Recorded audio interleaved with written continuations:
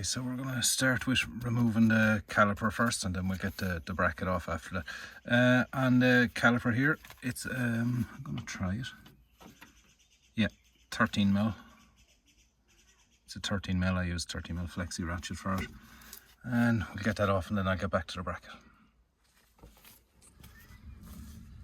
Okay, guys, so we have our bleed nut here.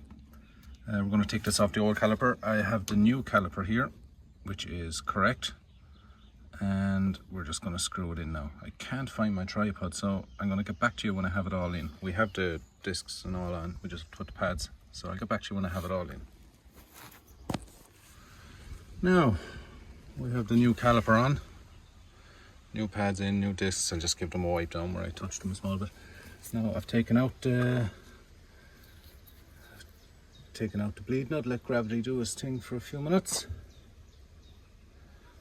and I'll get back to it, and I'll do the other side. And the handbrake is reconnected as well, so I'm not going to video the other side, so I'm not, but you get the general idea. Now folks, that's that car finished now. I just want to do a little bit of adjusting on the handbrake cable now, and that'll be it. That'll be actually a separate video again.